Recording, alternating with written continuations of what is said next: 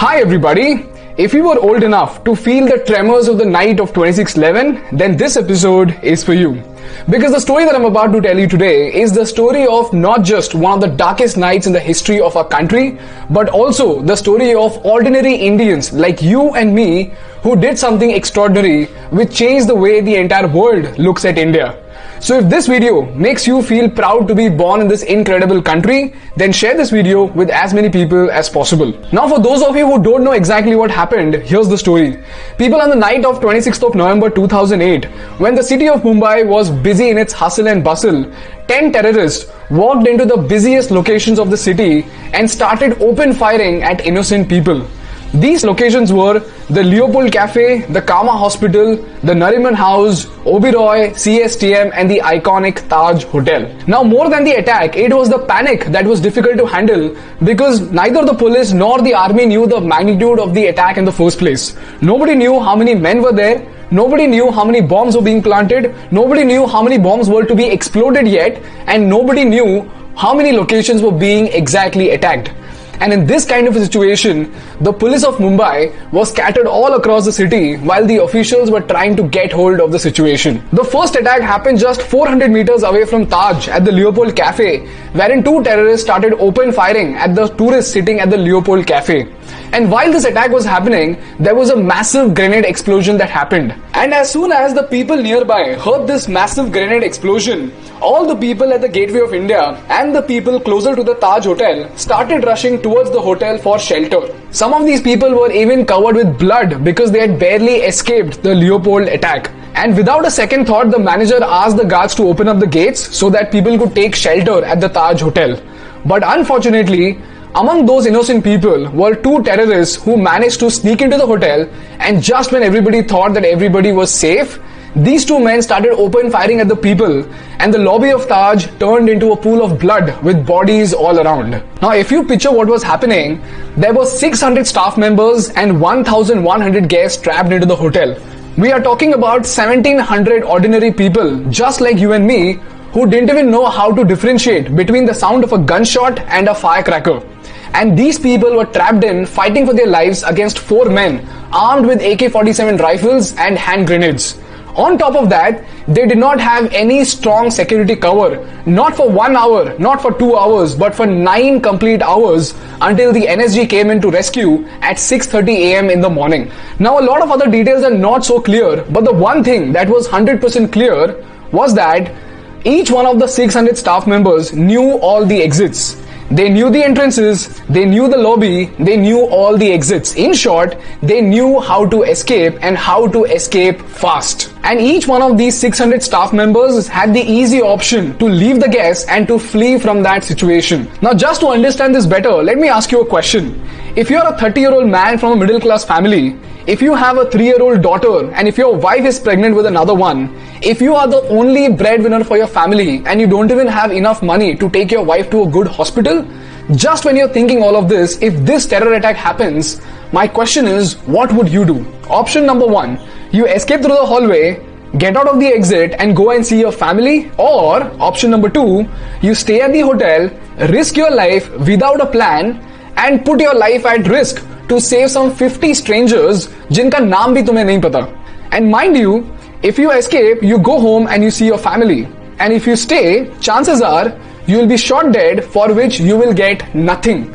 No one will remember you, no one to take care of your family, and you will just be forgotten. My question to you is, would you escape or would you take a chance with death?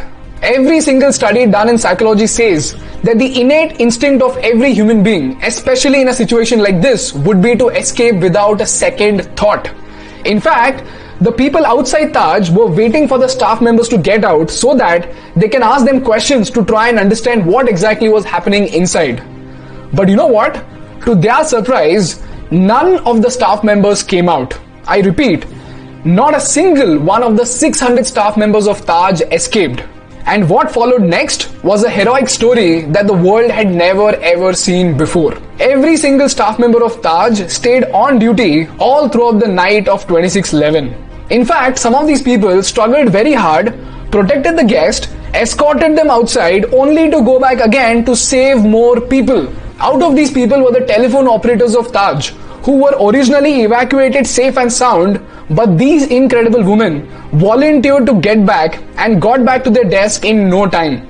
And while the terrorists were roaming through the hallways of Taj, these incredible women became the hub of communication and started calling every single guest in the hotel and started giving them safety instructions like pulling off the keycard to turn off the lights. And not just that, they also counseled the guests who were extremely scared and gave them moral support as if they were their own family. And you know what, people?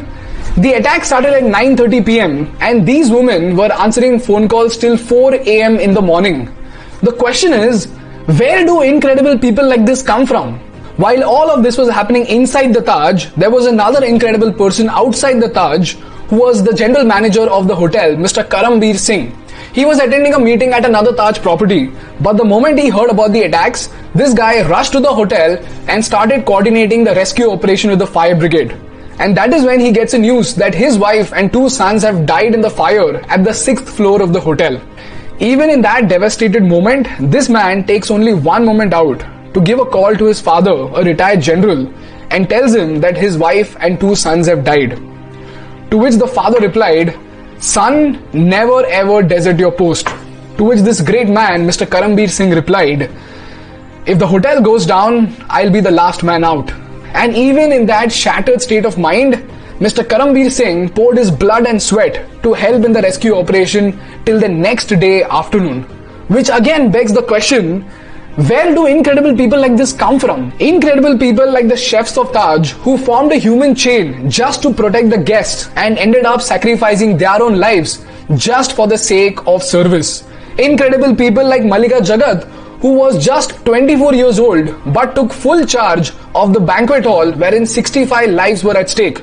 And even when the fire brigade came to rescue, Malika Jagat let every single guest out before she herself could come down. So सवाल ये है, how do these people find the courage to help a stranger even with death behind their back? As it turns out, all of these people have one thing in common. And this one thing is that they all come from families that have a very, very rich culture and a great value system. People like Mr. Karambir Singh come from army families wherein children are taught the values of Kartavya, Man and Sahas, which means duty, honor and courage ever since childhood, and are conditioned to value duty over death itself. And when it comes to the frontline employees of Taj, as it turns out, from a research done by Harvard Business Review, it was found out that Taj, unlike other corporates, does not recruit from Tier 1 cities of Mumbai, Bengaluru or Kolkata. They recruit from small towns like that of Haldia, Chandigarh and Nashik. They select candidates not for their skill but for their attitude. Why?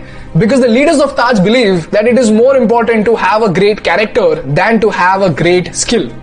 And most importantly, within these small towns, within these families, in their culture, there's one specific value code which they promote all the time. You know what this value code is? This value code is the value of Atithi, Devo, Bhava, which means guest is God.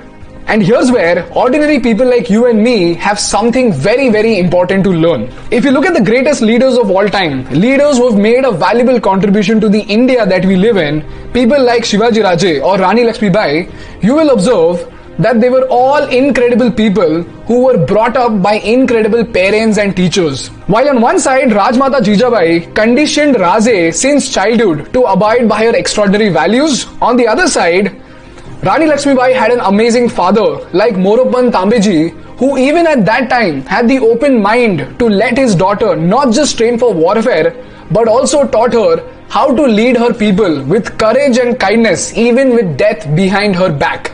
So all of this put together tells us that each one of us, knowingly or unknowingly, is building a future for our country every single day. And it is reflected by the values that we teach our young ones. And in this big bad world, while we are obsessed with turning our kids into smart humans, we often forget to emphasize on the fact that they need to be kind humans too. While on one side we are busy criticizing the politicians and complaining about the India that they are building, we often forget that a very important part of India is being built right under our nose. So my message to you is that if you're a parent, you need to realize that your child represents the India that you are building.